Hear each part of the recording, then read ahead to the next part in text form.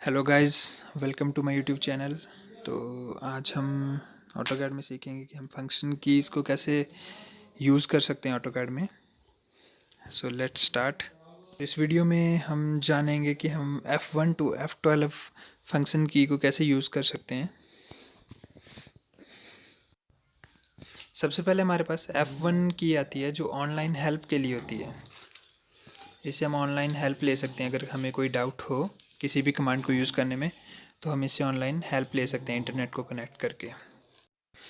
इसके बाद हमारे पास फंक्शन की आती है F2, जो कि हमारी हिस्ट्री को एक्सपेंड करने के लिए होती है, हिस्ट्री चेक करने के लिए होती है कि हमने प्रीवियस कमांड कौन सी यूज़ करी हुई है।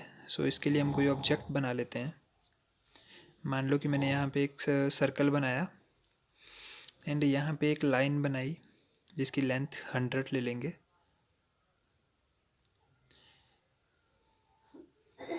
अब हम F2 की प्रेस करेंगे तो ऑटोकैड हमें जो भी हमने प्रीवियस कमांड यूज़ की इसकी पूरी हिस्ट्री बता देगा कि हमने कितनी लेंथ ली थी एंड कितना रेडियस लिया था और हमने कौन सी कमांड यूज़ करी।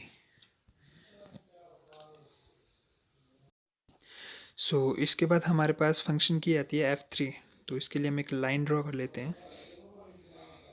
तो अभी हमारे पास F3 कमांड ऑन है। तो मान लो मैं कोई ऑब्जेक्ट बनाना चाहता हूँ, तो क्या होगा कि ये लाइन का एंड पॉइंट, मिड पॉइंट ये शो करता है। अगर मैं फंक्शन की ऑफ कर देता हूँ F3 से, जैसे मैंने ये फंक्शन 3 ऑफ कर दी, तो क्या होगा कि यहाँ पे ये कोई भी पॉइंट शो नहीं करेगा। तो हमें पता नहीं चलेगा कि ये कौन सा एंड पॉइंट एंड कौन सा मिड पॉइंट है।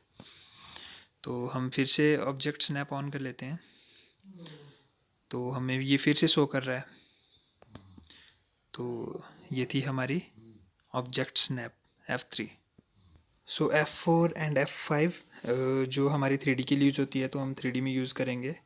एंड नेक्स्ट हमारे पास आती है F6, जो कि हम आइसोमेट्रिक ऑब्जेक्ट बनाने में यूज़ करते हैं। तो जब हम आइसोमेट्रिक ऑब्जेक्ट बनाएंगे, इस कमांड को हम उस टाइम पे यूज़ करेंगे। इसके बाद हमारे पास आता है F7, जिससे हम ग्रिड को ऑन ऑफ कर सकते हैं।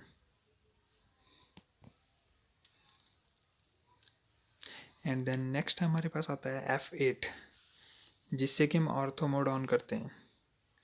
ऑर्थो मोड ऑन करने से क्या होगा कि हम किसी भी लाइन को हॉरिजॉन्टल एंड वर्टिकल डायरेक्शन में लगा सकते हैं।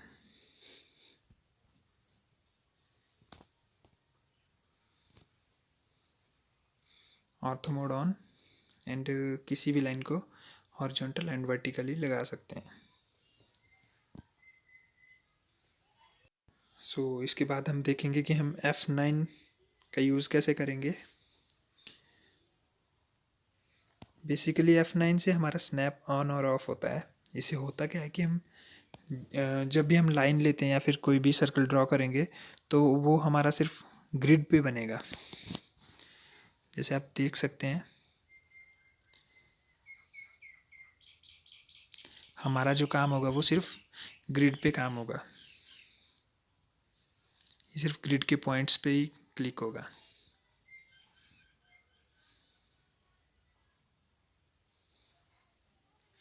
ग्रिड के बाहर हम कोई काम नहीं कर सकते। ये थी हमारे पास F9। नेक्स्ट हमारे पास आती है F10, पोलर ऑन और ऑफ करने के लिए। देख लेते हैं कि हम इस कमांड का यूज़ कैसे कर सकते हैं। तो इस कमांड से बेसिकली होता क्या है कि जब हम हॉरिजॉन्टल डायरेक्शन में अपनी लाइन को या फिर कर्सर को ले जाते हैं, तो यहाँ पे हमें ये लेंथ एंड एंगल शो करता है।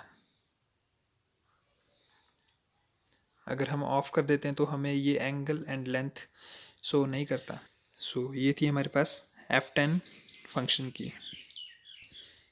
नेक्स्ट फंक्शन की आती है हमारे पास F11, जिससे हमारा ऑब्जेक्ट स्नैप ट्रैकिंग ऑन हो जाता है। तो उसके लिए हम कोई ऑब्जेक्ट बना लेते हैं। तो मान लो कि मैं एक लाइन लेता हूँ एंड F11 ऑन कर देता हूँ, तो क्या होगा कि ये मुझे एंड पॉइंट से एक डायरेक्शन शो कर रहा है या फिर और कह सकते हैं कि ये रेफरेंस पॉइंट शो कर रहा है।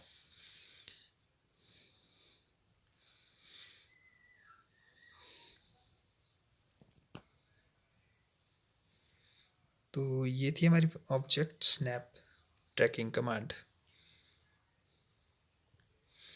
अभी मैंने ये कमांड ऑफ करी हुई है, तो यहाँ पे मुझे बिल्कुल भी रेफरेंस शो नहीं कर रहा है।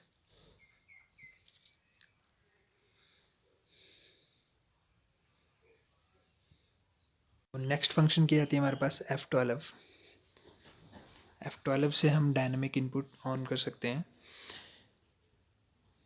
तो डायनेमिक इनपुट बेसिकली होता क्या है कि इससे हम जब भी हम कोई ऑब्जेक्ट बनाएंगे, जैसे हम लाइन लेते हैं, तो उसका हमें एंगल एंड लेंथ शो करता है।